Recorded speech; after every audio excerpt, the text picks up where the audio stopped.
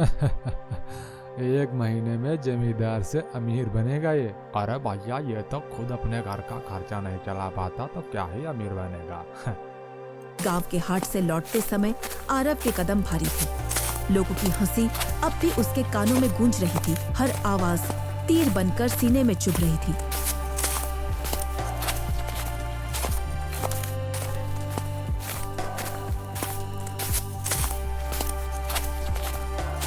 घर पहुंचते ही माँ ने उसकी आंखों को देख लिया। क्या हुआ बेटा, इतना चुप क्यों है?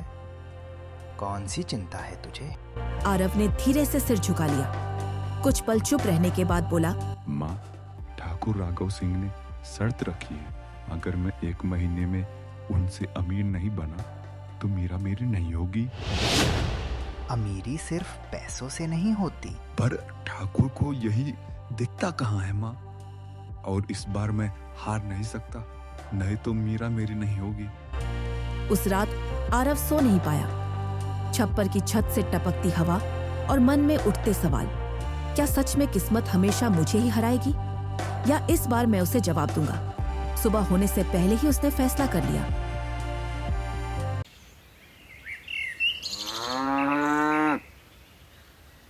सूरज निकलने से पहले आरव घर से निकल पड़ा। जेब में कुछ सिक्के, आंखों में डर और जिद। गांव के बाहर एक पुराना पशु बाजार था, वही जगह जहां कभी उसके पिता आते थे। आरव वहां रुका। चारों तरफ गाय, भैंस, बकरियों की आवाजें। एक बूढ़ा व्यापारी उसे देख रहा था। क्या ढूंढ रहे हो बेटा? एक ऐसी गाय जो मेरी किस्मत बदल दे। अरे बेटा, किस्मत बदलने वाली गाय नहीं होती, पर मेहनत करने वाले हाँ जरूर होते हैं। तभी आरव की नजर एक शांत सफेद गाय पर पड़ी। आंखों में अजीब सी चमक थी। बस यही है वो गाय जो मेरी किस्मत बदल सकती है। उसने अपनी सारी जमा पूंजी निकाल दी। एक पल को हाथ कांपे। माँ की आवाज याद आई। जो सही लगे वही करना बेटा। ये मेरी माँ की दुआ है भैया, इसे संभाल के रखना।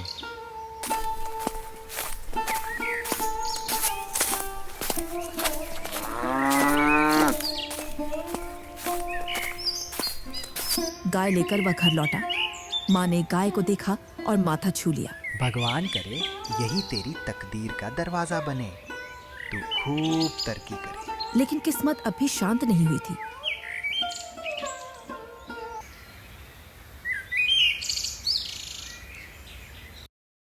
गांव में बात फैलने में देर नहीं लगती।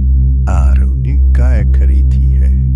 अरे वही पनौती जिसके हाथ में जो गया वो डूब ही गया, देख ले। चौपाल पर चर्चा तेज थी। देख लेना, ये गाय भी बीमार ही पड़ेगी। अरे भैया, ये पनौती का असर ही ऐसा है। आरव रास्ते से गुजरता है। हर नजर उसे चुभती है। वह रुकता है। अगर पनौती हूँ तो मेरी मेहनत क्यों नहीं देखते? कुछ पल सन्नाटा छा जाता है।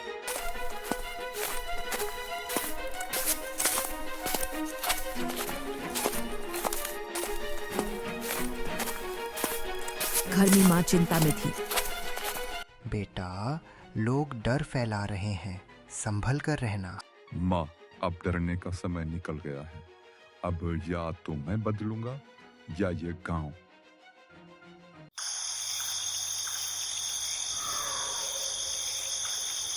रात को वह गाय के पास बैठा रहता है। उसके सिर पर हाथ फेरता है। सब कहते हैं मैं अभागा हूँ, पर तू देखना, हम दोनों मिलकर सबको गलत साबित करेंगे। अंधेरे में दूर कहीं कुत्ते भौंकते हैं। हवा में अजीब सी बेचैनी है। किसी को अंदाजा नहीं था कि यह सिर्फ शुरुआत है।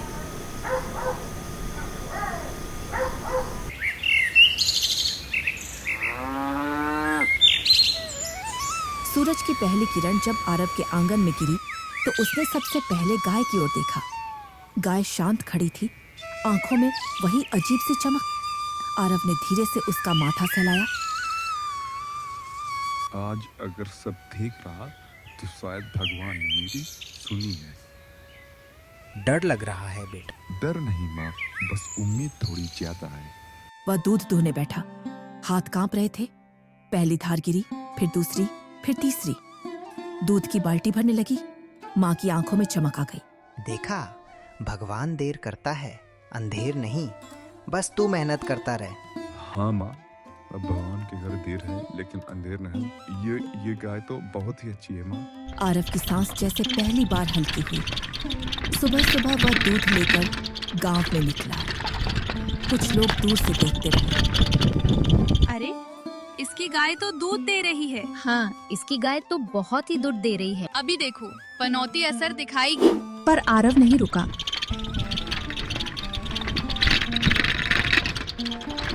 पहली बार किसी ने उसका दूध खरीदा। पहले पैसे उसके हाथ में आए।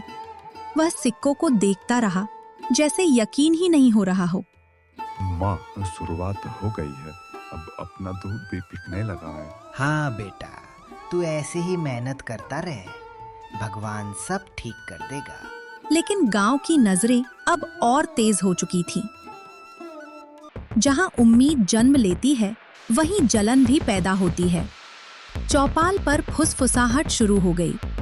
अगर ये चल गया ना तो ठाकुर की तो भैया नाखें कट जाएगी। कुछ तो करना पड़ेगा, नहीं तो ये तो बहुत ही जल्दी अमीर हो जाएगा। ठाकुर राघव सिंह तक खबर पहुंची। तो आखिर इस पनौती ने दूध देना शुरू ही कर दिया। बगल में खड़ा आदमी बोला, हाँ ठाकुर साहब, लोग अब बात कर तो रहे हैं कि उसकी गाय तो बहुत ही दूध दे रही है।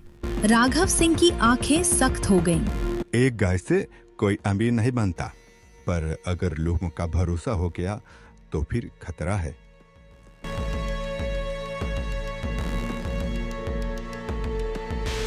उसी रात आरव के घर के पास कुछ साए घूमे। गाय बेचैन होने लगी। माँ की नींद खुल गई। उठो, अरे बेटा देखो बाहर कोई है क्या? अब क्या हुआ माँ, इस रात को कैसे? पता नहीं बेटा, ऐसा लग रहा है कि गाय के पास कोई है। आरव बाहर निकला। अंधेरे में आवाज आई, पनौती तू बच नहीं पाएगा मुझसे। आरव समझ गया, अब लड़ाई सिर्फ किस्मत से नहीं, इंसानों से भी है। वह गाय के सामने खड़ा हो गया। अगर किसी को नुकसान पहुंचाना है तो मुझे पहुंचाओ, इस गाय को कुछ मत करना। अंधेरे साए गायब हो गए, पर खतरा टल नहीं था।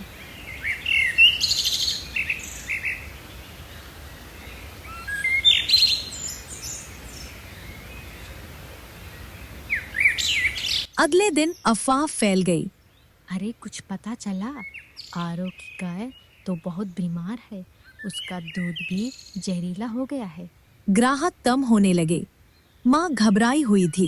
बेटा, ये लोग हमें चैन से नहीं रहने देंगे। लेकिन माँ, अगर हम पीछे हटे तो फिर सब खत्म हो जाएगा।